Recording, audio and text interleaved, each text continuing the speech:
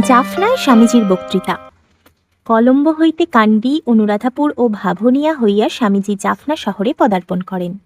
সর্বত্রই তিনি বিপুলভাবে সংবর্ধিত হন। জাফনায় অভিনন্দনের উত্তরে 1897 সালের 23শে জানুয়ারি হিন্দু কলেজ প্রাঙ্গণে তিনি বেদান্ত সম্বন্ধে এই সুদীর্ঘ বক্তৃতাটি দেন। বিষয় অতি বৃহৎ, কিন্তু সময় খুবই কম। একটি বক্তৃতায় হিন্দুদিগের ধর্মের সম্পূর্ণ বিশ্লেষণ অসম্ভব। সুতরাং আমি তোমাদের নিকট আমাদের ধর্মের মূল তত্ত্বগুলি যতটা সহজ ভাষায় পারি বর্ণনা করিব। যে হিন্দু নামে পরিচয় দেওয়া এখন আমাদের প্রথা হইয়া দাঁড়াইয়াছে, তাহার কিন্তু আর কোনো সার্থকতা নাই। কারণ ওই শব্দের অর্থ যাহারা সিন্ধু নদের পাড়ে বাস করিত। প্রাচীন পারসিকদের বিকৃত উচ্চারণে সিন্ধু শব্দই হিন্দু রূপে পরিণত হয়। তাহারা সিন্ধু নদের অপর তীরবাসী সকলকেই হিন্দু বলিতেন। এই রূপে হিন্দু শব্দ আমাদের নিকট আসিয়াছে। মুসলমান শাসনকাল হইতে আমরা ওই শব্দ নিজেদের উপর প্রয়োগ করিতে আরম্ভ করিয়াছি। অবশ্য এই শব্দ ব্যবহারে কোনো ক্ষতি নাই, কিন্তু আমি পূর্বেই বলিয়াছি, এখন ইহার সার্থকতা নাই। কারণ তোমরা বিশেষভাবে লক্ষ্য করিও যে বর্তমানকালে সিন্ধু নদের এই দিকে সকলে আর প্রাচীনকালের মতো এক ধর্ম মানেন না। সুতরাং ওই শব্দে শুধু খাঁটি হিন্দু বুঝায় না, উহাতে মুসলমান, খ্রিস্টান, জৈন এবং ভারতের অন্যান্য অধিবাসীগণকেও বুঝাইয়া থাকে। অতএব আমি হিন্দু শব্দটি ব্যবহার করিব না। তবে কোন শব্দ ব্যবহার করিব? আমরা বৈদিক শব্দটি ব্যবহার করিতে পারি, অথবা বৈদান্তিক শব্দ ব্যবহার করিলে আরও ভালো হয়। পৃথিবীর অধিকাংশ প্রধান প্রধান ধর্মই বিশেষ বিশেষ কতকগুলি গ্রন্থকে প্রামাণ্য বলিয়া স্বীকার করিয়া থাকে। লোকের বিশ্বাস ওই গ্রন্থগুলি ঈশ্বর অথবা কোনো অতি প্রাকৃত পুরুষ বিশেষের বাক্য। সুতরাং ওই গ্রন্থগুলোই তাদের ধর্মের ভিত্তি। আধুনিক পাশ্চাত্য পণ্ডিতদের মতে ওই সকল গ্রন্থের মধ্যে হিন্দুদের বেদই প্রাচীনতম। অতএব বেদ সম্বন্ধে কিছু জানা অতি আবশ্যক।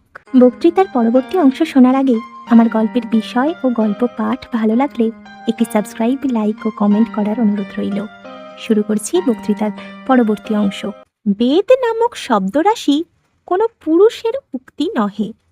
উহার সন তারিখ এখনো নির্ণীত হয় নাই, কখনো হইতেও পারে না। আর আমাদের হিন্দুদের মতে বেদ অনাদি, অনন্ত। একটি বিশেষ কথা তোমাদের স্মরণ রাখা উচিত। পৃথিবীর অন্যান্য ধর্ম ব্যক্তিভাবাপন্ন ঈশ্বর অথবা ভগবানের দূত বা প্রেরিত পুরুষের বাণী বলিয়া তাদের শাস্ত্রের প্রামাণ্য দেখায়। হিন্দুরা কিন্তু বলেন বেদের অন্য কোনো প্রমাণ নাই, বেদ শতপ্রমাণ। কারণ বেদ অনাদি, অনন্ত, উহা স্বয়ং ঈশ্বরের জ্ঞান রাশি। বেদ কখনো লিখিত হয় নাই, উহা কখনো সৃষ্ট হয় নাই, অনন্তকাল ধরিয়া উহা রহিয়াছে। যেমন সৃষ্টি অনাদি অনন্ত, তেমনি ঈশ্বরের জ্ঞানও অনাদি অনন্ত। বেদ অর্থে এই ঐশ্বরিক জ্ঞান রাশি। বিদ ধাতুর অর্থ জানা। বেদান্ত নামক জ্ঞান রাশি ঋষিগণ কর্তৃক আবিষ্কৃত। ঋষি শব্দের অর্থ মন্ত্রদ্রষ্টা। পূর্ব হইতেই বিদ্যমান সত্যকে তিনি প্রত্যক্ষ করিয়াছেন মাত্র। ওই জ্ঞান ও ভাবরাশি তাহার নিজের চিন্তা প্রসূত নহে। যখনই তোমরা শুনিবে বেদের অমুক অংশের ঋষি অমুক, তখন ভাবিও না যে তিনি উহা লিখিয়াছেন বা নিজের মন হইতে উহা সৃষ্টি করিয়াছেন। তিনি পূর্ব হইতে বিদ্যমান ভাবরাশির দ্রষ্টা মাত্র। ওই ভাবরাশি অনন্তকাল হইতেই এই জগতে বিদ্যমান ছিল। ঋষি উহা আবিষ্কার করিলেন মাত্র। ঋষিগণ আধ্যাত্মিক আবিষ্কর্তা। বেদ নামক গ্রন্থরাশি প্রধানত দুই ভাগে বিভক্ত, কর্মকাণ্ড ও জ্ঞানকাণ্ড। কর্মকাণ্ডের মধ্যে নানাবিধ যাগযজ্ঞের কথা আছে। উহাদের মধ্যে অধিকাংশই বর্তমান যুগে অনুপযোগী বলিয়া পরিত্যক্ত হইয়াছে এবং কতকগুলি এখনও কোনো না কোনো আকারে বর্তমান। কর্মকাণ্ডের প্রধান প্রধান বিষয়গুলি যথা সাধারণ মানবের কর্তব্য, ব্রহ্মচারী, গৃহী, বানপ্রস্থ ও সন্ন্যাসী, এই সকল বিভিন্ন আশ্রমের বিভিন্ন কর্তব্য এখনো পর্যন্ত অল্প বিস্তর অনুসৃত হইতেছে। দ্বিতীয় ভাগ জ্ঞানকাণ্ড, আমাদের ধর্মের আধ্যাত্মিক অংশ। ইহার নাম বেদান্ত, অর্থাৎ বেদের শেষ ভাগ, বেদের চরম লক্ষ্য। বেদ জ্ঞানের এই সার ভাগের নাম বেদান্ত বা উপনিষদ।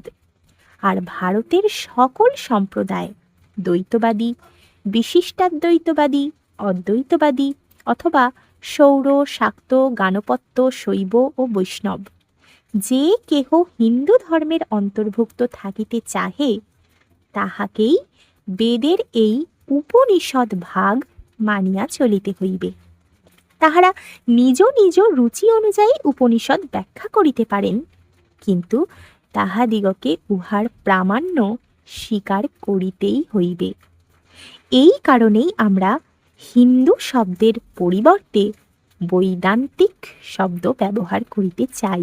ভারতে সকল প্রাচীনপন্থী দার্শনিককেই বেদের প্রামাণ্য স্বীকার করিতে হইয়াছে।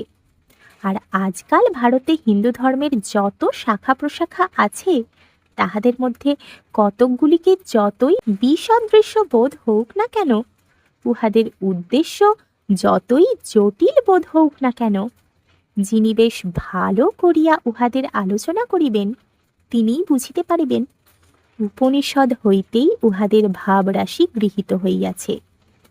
এই সকল উপনিষদের ভাব আমাদের জাতির মজ্জায় মজ্জায় এত দূর প্রবিষ্ট হইয়াছে যে, যাহারা হিন্দু ধর্মের খুব অমার্জিত শাখা বিশেষেরও রূপক তত্ত্ব আলোচনা করিবেন, তাহারা সময় সময় দেখিয়া আশ্চর্য হইবেন যে উপনিষদের রূপকভাবে বর্ণিত তত্ত্ব দৃষ্টান্ত রূপে পরিণত হইয়া ওই সকল ধর্মে স্থান লাভ করিয়াছে। উপনিষদেরই সূক্ষ্ম আধ্যাত্মিক দার্শনিক রূপকগুলি আজকাল স্থূলভাবে পরিণত হইয়া আমাদের গৃহে পূজার বস্তু হইয়া রহিয়াছে। অতএব আমাদের ব্যবহৃত ভিন্ন ভিন্ন প্রতীকগুলি সবই বেদান্ত হইতে আসিয়াছে, কারণ বেদান্তে ওইগুলি রূপকভাবে ব্যবহৃত হইয়াছে। ক্রমশ ওই ভাবগুলি জাতির মর্মস্থলে প্রবেশ করিয়া পরিশেষে প্রতীক রূপে প্রাত্যহিক জীবনের অঙ্গীভূত হইয়া গিয়াছে। বেদান্তের পরই স্মৃতির প্রামাণ্য। এগুলি মুনিদের লেখা গ্রন্থ, কিন্তু ইহাদের প্রামাণ্য বেদান্তের অধীন। অন্যান্য ধর্মাবলম্বীগণের পক্ষে তাহাদের ধর্মগ্রন্থ যেরূপ, আমাদের পক্ষে স্মৃতিও তদ্রূপ। আমরা স্বীকার করিয়া থাকি যে বিশেষ বিশেষ মুনি এই সকল স্মৃতি প্রণয়ন করিয়াছেন। এই অর্থে অন্যান্য ধর্মের শাস্ত্রসমূহের প্রামাণ্য যেরূপ, স্মৃতির প্রামাণ্য সেই রূপ। তবে স্মৃতি আমাদের চরম প্রমাণ নহে। স্মৃতির কোনো অংশ যদি বেদান্তের বিরোধী হয়, তবে উহা পরিত্যাগ করিতে হইবে, উহার কোনো প্রামাণ্য থাকিবে না। আবার এই সকল স্মৃতি যুগে যুগে ভিন্ন। আমরা শাস্ত্রে পাঠ করি সত্য যুগে এই স্মৃতির প্রামাণ্য, ত্রেতা, দাপর ও কলি, এই সকল যুগের প্রত্যেক যুগে আবার অন্যান্য স্মৃতির প্রামাণ্য। দেশ, কাল, পাত্রের পরিবর্তন অনুসারে আচার প্রভৃতির পরিবর্তন হইয়াছে। আর স্মৃতি প্রধানত এই আচারের নিয়ামক বলিয়া সময়ে সময়ে উহাদেরও পরিবর্তন করিতে হইতেছে। আমি এই বিষয়টি তোমাদিগকে বিশেষভাবে স্মরণ রাখিতে বলি। বেদান্ত ধর্মের যে মূল তত্ত্বগুলি ব্যাখ্যা হইয়াছে, সেগুলি অপরিবর্তনীয়। কেন? কারণ মানুষ ও প্রকৃতির মধ্যে যে অপরিবর্তনীয় তত্ত্বসমূহ রহিয়াছে, সেগুলি ওই মূল তত্ত্বগুলির উপর প্রতিষ্ঠিত। ওইগুলির কখনো পরিবর্তন হইতে পারে না।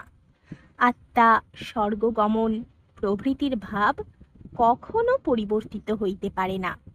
সহস্র বছর পূর্বে ওই সকল তত্ত্ব সম্বন্ধে যে ভাব ছিল, এখনো তাহাই আছে।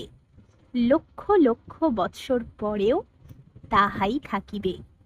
কিন্তু যে সকল ধর্মকার্য আমাদের সামাজিক অবস্থা ও সম্বন্ধের উপর নির্ভর করে, সমাজের পরিবর্তনের সঙ্গে সঙ্গে সেইগুলিও পরিবর্তিত হইয়া যাইবে। সুতরাং সময় বিশেষে কোনো বিশেষ বিধি সত্য ও ফলপ্রদ হইবে, অপর সময়ে নহে। তাই আমরা দেখিতে পাই, কোনো সময়ে কোনো খাদ্য বিশেষের বিধান রহিয়াছে, অন্য সময়ে আবার তাহা নিষিদ্ধ। সেই খাদ্য সেই সময় বিশেষের উপযোগী ছিল, কিন্তু ঋতু পরিবর্তন ও অন্যান্য কারণে উহা তৎকালের অনুপযোগী হওয়ায় স্মৃতি তখন ওই খাদ্য ব্যবহার নিষেধ করিয়াছেন। এই কারণে স্বভাবতই প্রতীত হইতেছে যে, যদি বর্তমানকালে আমাদের সমাজের কোনো পরিবর্তন আবশ্যক হয়, তবে ওই পরিবর্তন করিতেই হইবে। কিভাবে ওই সকল পরিবর্তন করিতে হইবে, ঋষিরা আসিয়া তাহা দেখাইয়া দিবেন। আমাদের ধর্মের মূল সত্যগুলি বিন্দু মাত্র পরিবর্তিত হইবে না, ওইগুলি সমভাবে থাকিবে। তারপর পুরাণ। পুরাণ পঞ্চলক্ষণান্বিত। উহাতে ইতিহাস, সৃষ্টিতত্ত্ব, নানাবিধ রূপকের দ্বারা দার্শনিক তত্ত্ব সকলের বিবৃতি প্রভৃতি বহু বিষয় আছে। বৈদিক ধর্ম সর্বসাধারণে প্রচার করিবার জন্য পুরাণ লিখিত হয়। বেদ যে ভাষায় লিখিত, তাহা অতি প্রাচীন। অতি অল্প সংখ্যক পণ্ডিতই ওই গ্রন্থের সময় নিরূপণে সমর্থ। পুরাণ সমসাময়িক লোকের ভাষায় লিখিত, উহাকে আধুনিক সংস্কৃত বলা যায়। ওইগুলি পণ্ডিতদের জন্য নয়, সাধারণ লোকের জন্য। কারণ সাধারণ লোক দার্শনিক তত্ত্ব বুঝিতে অক্ষম।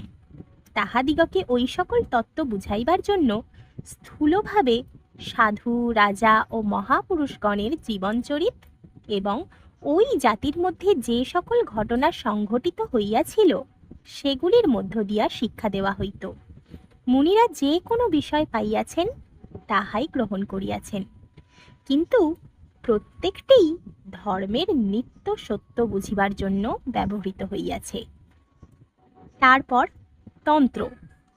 এইগুলি কতক কতক বিষয়ে প্রায় পুরাণের মতো, এবং তাহাদের মধ্যে কতকগুলিতে কর্মকাণ্ডের অন্তর্গত প্রাচীন যাগযজ্ঞকে পুনঃপ্রতিষ্ঠিত করিবার চেষ্টা হইয়াছে। এইগুলি সবই হিন্দুদের শাস্ত্র।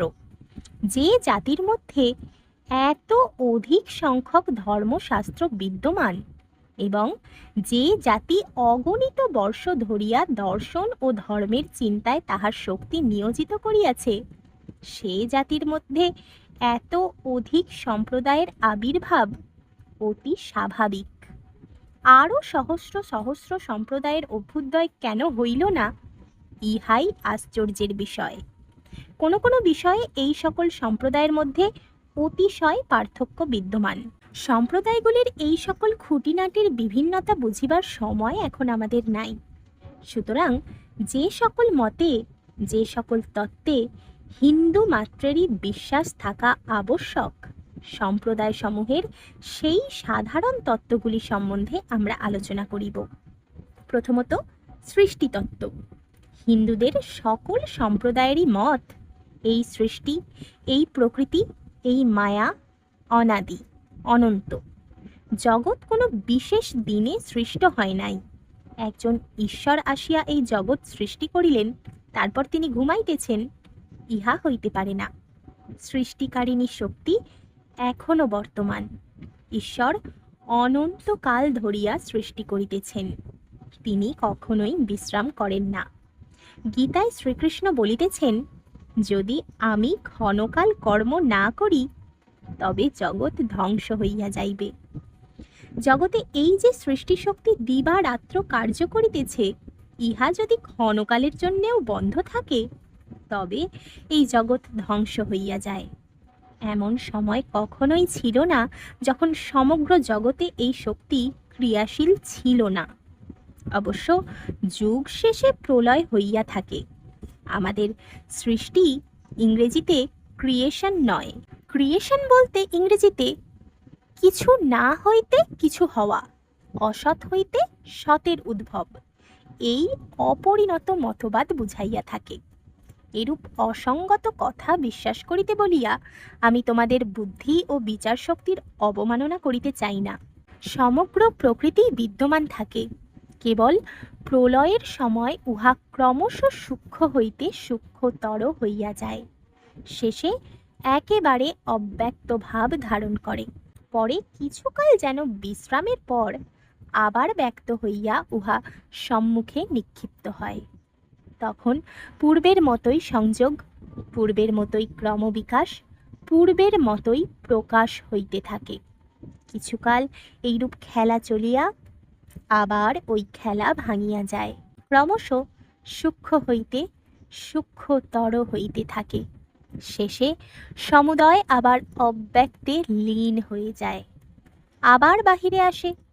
অনন্তকাল এই রূপ তরঙ্গের মতো একবার সম্মুখে আরবার পশ্চাতে আন্দোলিত হইতেছে।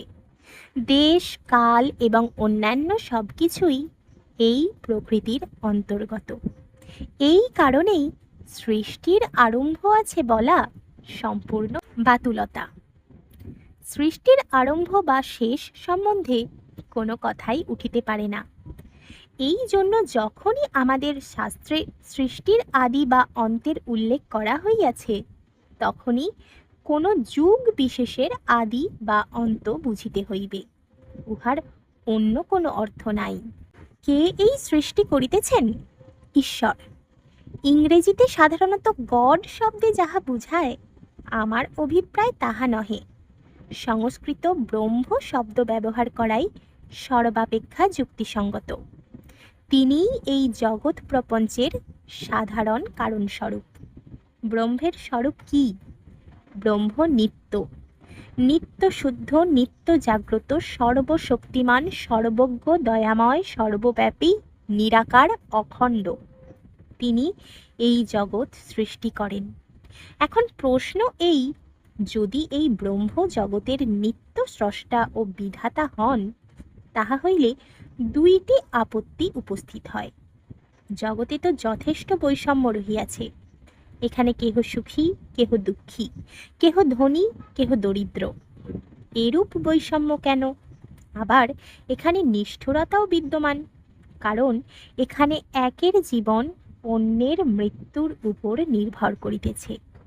এক প্রাণী আর এক প্রাণীকে খণ্ড খণ্ড করিয়া ফেলিতেছে। প্রত্যেক মানবী নিজ ভ্রাতার গলা টিপিবার চেষ্টা করিতেছে। এই প্রতিযোগিতা, এই নিষ্ঠুরতা, এই উৎপাত, এই দিবারাত্রি গগন বিদারী দীর্ঘ নিঃশ্বাস, ইহাই আমাদের জগতের অবস্থা। ইহাই যদি ঈশ্বরের সৃষ্টি হয়, তবে সেই ঈশ্বর তো ঘোরতর নিষ্ঠুর। মানুষের কল্পিত নিষ্ঠুরতম দানব অপেক্ষা এই ঈশ্বর আরও নিষ্ঠুর। বেদান্ত বলেন, ঈশ্বর এই বৈষম্য ও প্রতিযোগিতার কারণ নহেন। তবে কে ইহা করিল? আমরা নিজেরাই করিয়াছি। মেঘ সকল ক্ষেত্রের উপর সমভাবেই বর্ষণ করে, কিন্তু যে ক্ষেত্র উত্তম রূপে কর্ষিত, তাহাই শস্যশালী হয়। যে ভূমি ভালোভাবে কর্ষিত নয়, তাহা ওই বৃষ্টির ফল লাভ করিতে পারে না। ইহা মেঘের অপরাধ নহে, তাহার দয়া অনন্ত অপরিবর্তনীয়। আমরাই কেবল এই বৈষম্য সৃষ্টি করিতেছি। কি রূপে আমরা এই বৈষম্য সৃষ্টি করিলাম? কেহ জগতে সুখী হইয়া জন্মাইল, কেহ বা অসুখী। তাহারা তো এই বৈষম্য সৃষ্টি করে নাই, করিয়াছে বই কি। পূর্বজন্মকৃত কর্মের দ্বারা এই ভেদ, এই বৈষম্য সৃষ্টি হইয়াছে। শেষ হলো স্বামীজির জাফনা বক্তৃতার প্রথম পর্ব। পরবর্তী পর্ব শোনার আগে চ্যানেলটি সাবস্ক্রাইব করতে ভুলবেন না।